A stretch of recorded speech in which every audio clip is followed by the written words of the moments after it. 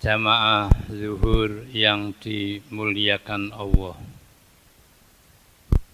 Kultum pada kali ini saya akan menggarisbawahi dari kultum sebelumnya terkait dengan firman Allah yang berbicara tentang tanda-tanda orang takwa. Pada minggu lalu telah kami sampaikan firman Allah yang menjelaskan bahwa di antara tanda dari orang yang bertakwa adalah alladzina yunfikuna fis-sarra wadh-dharra wal kadhiminal ghaidha wal 'afina 'anil nas.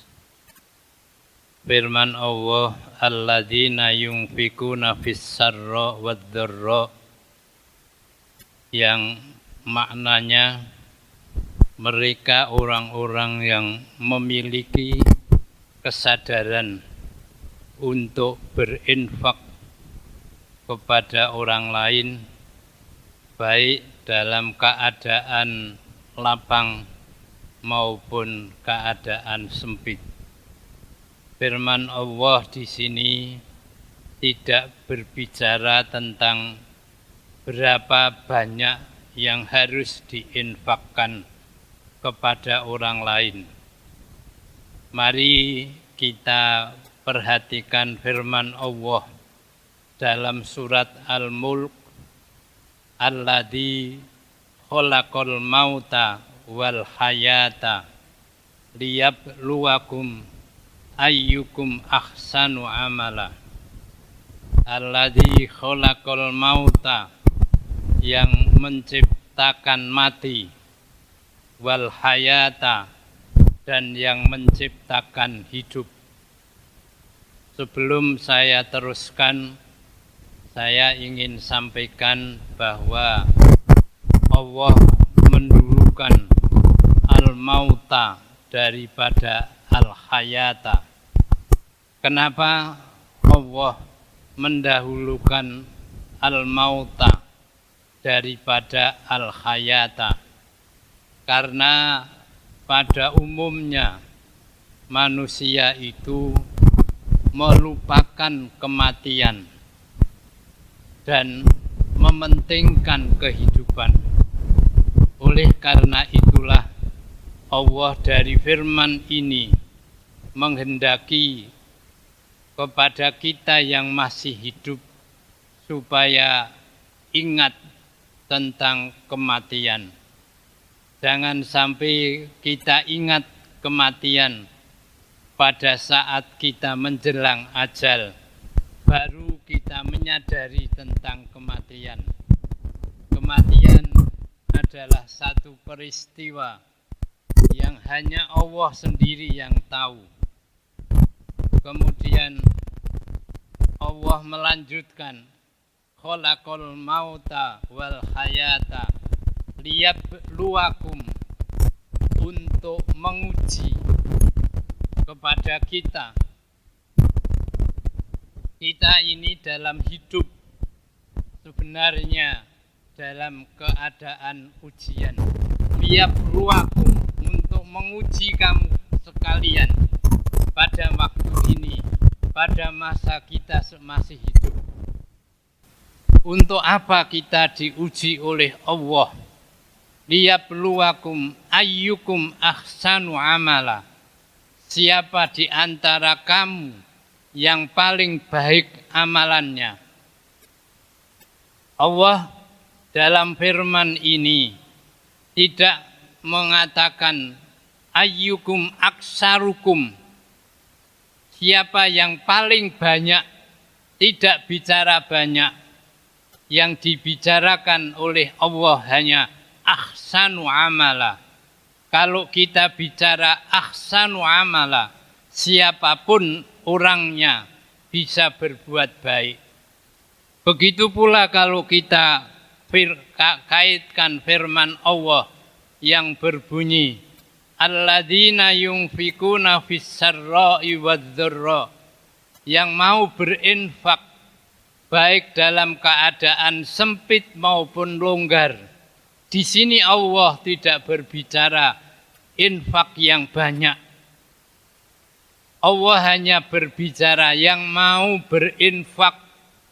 Kalau kita kaitkan kepada firman Allah surat Al-Mulk, ahsanu amala, yang diinginkan oleh Allah adalah yang ahsanu amala, amal yang paling baik.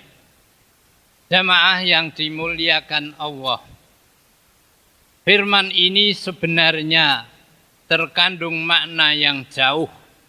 Makna yang jauh dari firman Allah di sini adalah hendaknya kita sebagai makhluk Allah bisa mempunyai sifatnya Allah yang 99.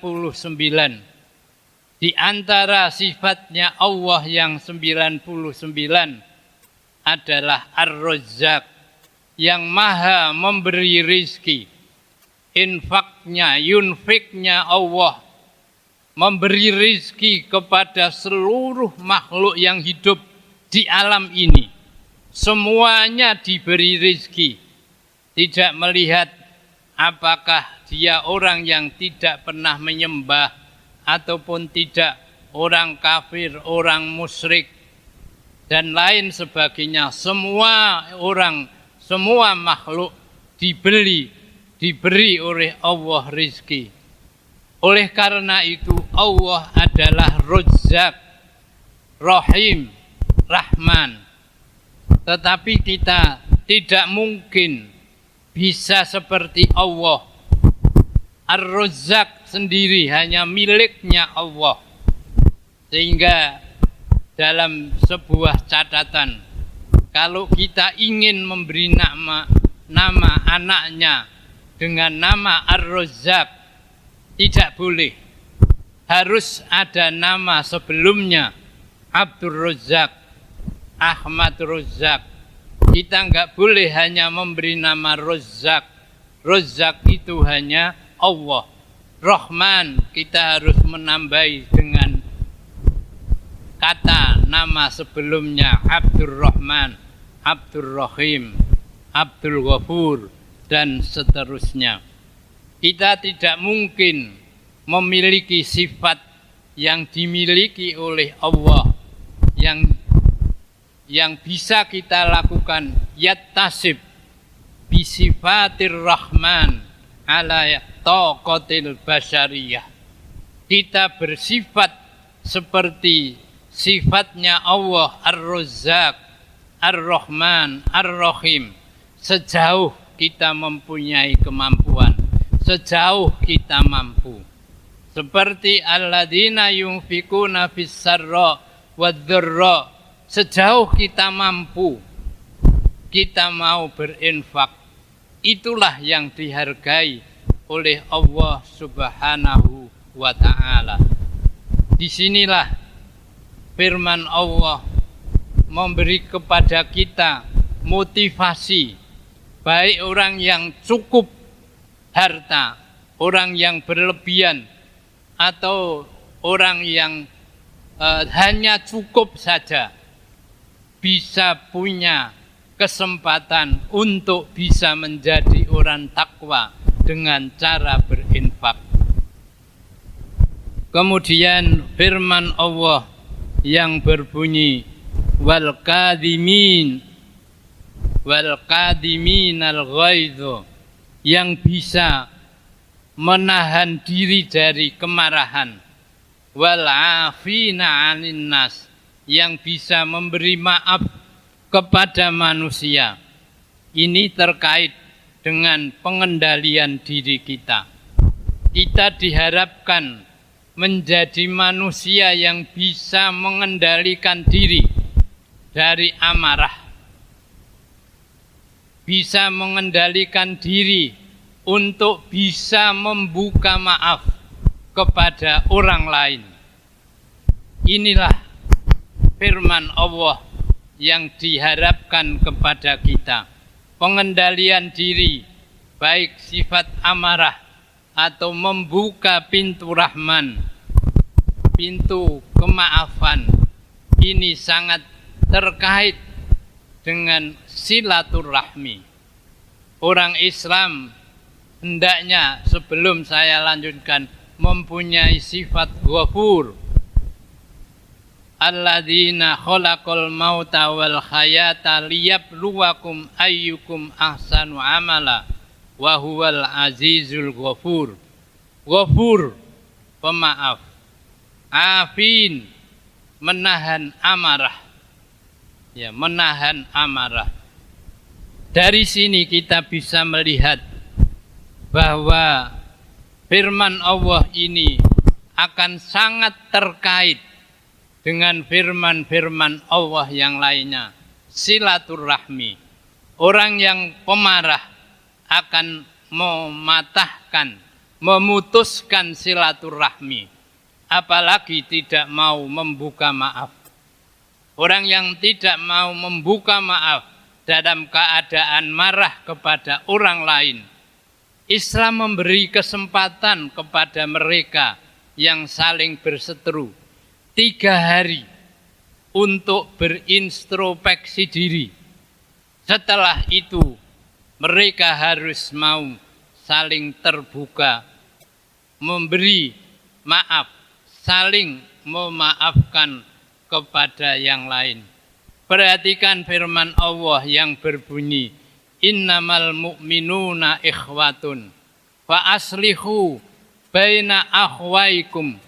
Firman ini tidak akan bisa berjalan, tidak akan terlaksana dalam kehidupan kalau kita tidak bisa kadiminal ghaidho, menahan amarah, afina anin nas, membuka pintu maaf.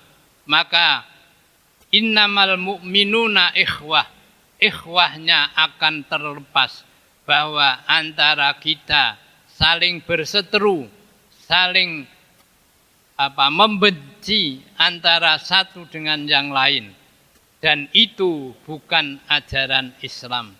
Kalau ada orang yang saling membenci, saling tidak menyukai kepada orang lain, maka dia sebenarnya telah melanggar firman Allah, innamal mu'minuna ikhwatun.